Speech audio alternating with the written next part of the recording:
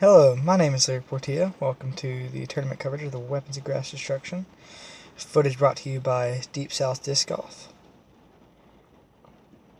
There's me putting there, starting off before the tournament.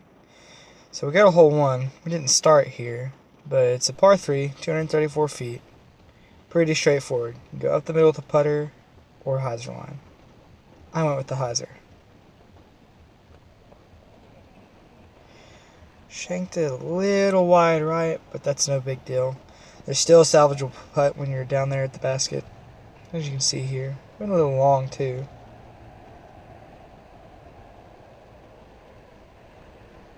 Ooh.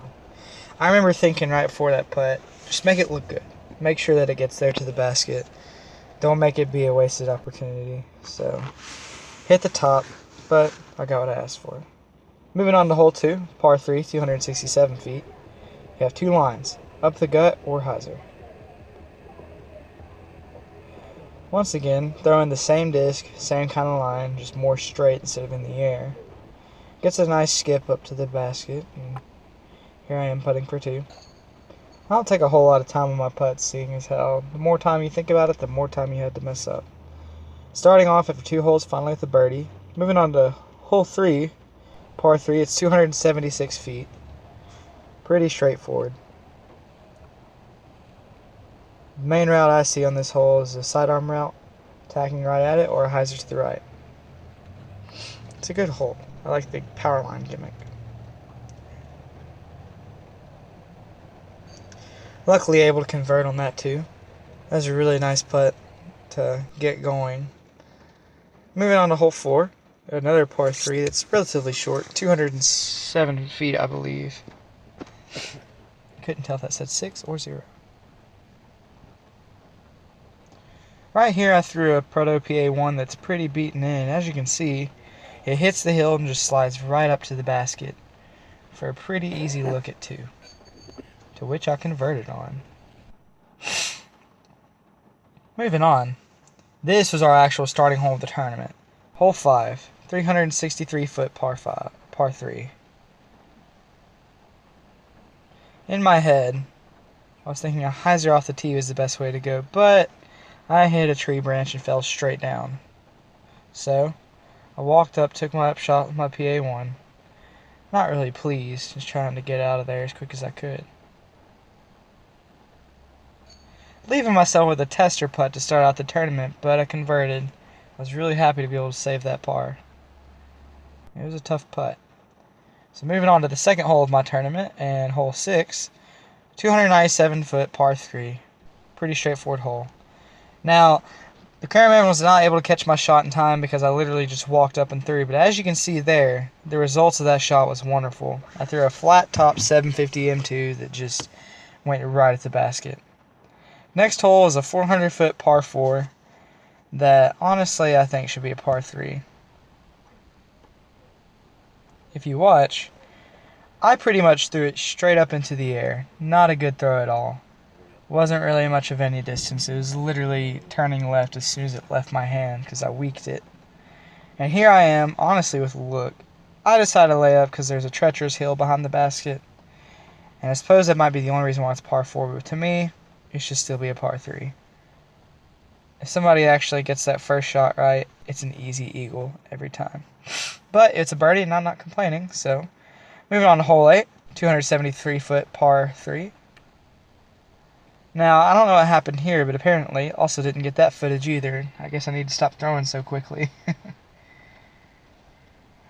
Now, earlier during the round, a person aced, or actually during this round, on my card, the person before me aced. So all I was thinking about was the fact that he had just aced, and I really needed to be able to keep pace. Unfortunately, it made me miss the putt, and so, well, I had a little trouble scrambling away there. Moving on to hole 9, 231 foot par 3 to lick your wounds on. There I am redeeming myself from that last hole. Had an awful sidearm that I grip locked, and it stayed way too far left.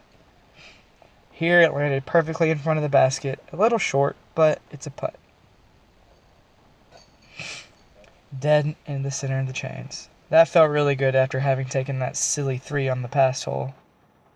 So after 9 holes, I'm already 6 down, and I'm feeling pretty good. So the next hole is a simple, easy birdie hole as well. 207 feet, par 3. Threw a Proto 400 M2 that flies for the most part like a really brand new M3. It's beaten in, so I can throw it with a little bit of hyzer and always depend on it just to stay straight. Got a little bit of tree love at the end of the flight. And easily banged home the putt. Nothing special. Simple straddle from downhill angle. Moving on to the next hole, hole 11. This was one of the first of the few bomber holes, 516 feet. Right here, I was actually just trying to throw a dead straight shot through that gap you see at that tree, but it kind of turned over and just went. Well, I'm glad you couldn't really see that well. A little misfire. I threw my A2 on a flick line and hit a branch and fell straight down. Here I was thinking about how badly I really needed to make this putt. Unfortunately, complete weak side and just fell out. I was looking at it trying to pretend like I couldn't understand why it fell out, but we all know that if you putt like a sissy, well, you're going to get sissy results. So I threw that birdie away, but that's no big deal. On the next hole, 219 foot par 3, simple, easy hyzer. Just throwing my 400 A2 like it's a simple upshot in the field. Skips right up to the basket. And that felt really good to be able to convert on this hole after taking such a stupid mistake on the last one. So moving on to the next boom hole, a 729 foot par 5. That shot wasn't really anything serious. It was more for fun. But I got really, really lucky. It hit one of the rocks, bounced off, and barely stayed in bounds, as you see here. That whole stream was OB. On this second shot, I'm just trying to throw one of my most overstable D1s and rely on it to fade back at the end of its flight. Now here I am for putt for eagle. Unfortunately, all I could think about was that I was right there putting for eagle, and I completely whiffed it. Don't ever think too much about the possibilities. Just do it. But, once again, it's another birdie, so I can't complain. On to the next hole. 261 foot par 3. It's on the top of that hill. I was trying to just put a sidearm up there onto the flat ground, but after getting up there, as you'll see in a second, it's not that long of a hole. Ooh, once again, sissy effort, sissy results.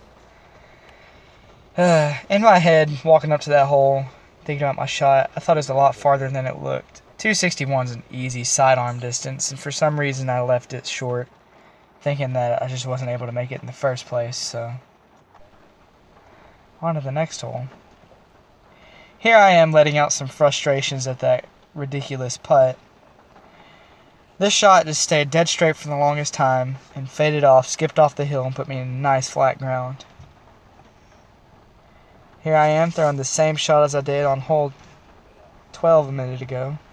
Super easy, just light hyzer. And I'll drop in the putter for my birdie. At this point in my head, the round's going great. I'm already 10 down, and it's hole 16, so it can only get better. 267 foot par 3. This one, pretty straightforward. Hyzer through all the trees. Right there is pretty well thrown. Didn't touch a single thing, but it skipped off a little left once it got up to the basket. This was probably the toughest putt of that entire round.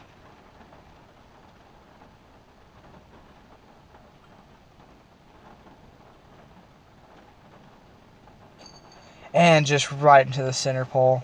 That was by far my favorite putt and the toughest putt that I had the entire round. So 11 down, moving into hole 17. 312 foot par 3. This hole is super straightforward. There's a gap in the middle, or you can take a huge hyzer outside right. There's even a sidearm to the left.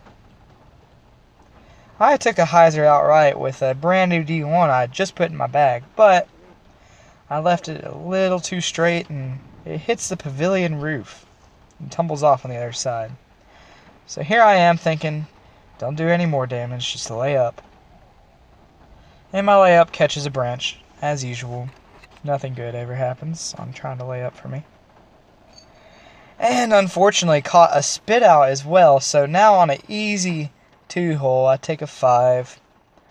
By far the biggest banana meltdown of the entire round. I think it's the only banana meltdown. I was pretty salty about that hole. So here's me releasing some more frustration with a huge boom. Unfortunately, threw it straight up into the air, so I only got about maybe 410 out of it. Ooh, good stuff. Right here I was thinking, just don't leave it short. Just make sure it gets there.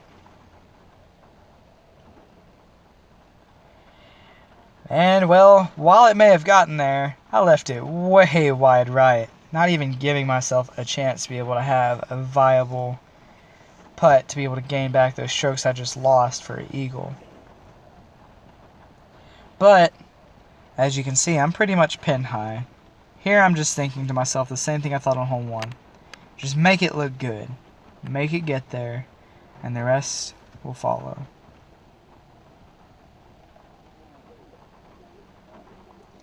Oh, and I was so close. But, like I said, I can't complain. I'll take the drop-in birdie. So after 18 holes, I was 10 down.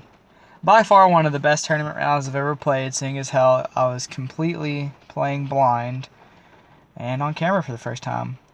Which leads me to thank Deep South Disc Golf for coming out and filming the entire card and filming open card for the tournament. Great guy. Can't wait to see him again. Also, a huge shout out to my sponsors, Deathhawk Disc Golf, and shout out to Prodigy Disc for making some amazing product to help me achieve my highest performance every time that I'm out on the course. Every putt, every round, every day. Hope you guys enjoyed. Thanks for watching. Like and subscribe.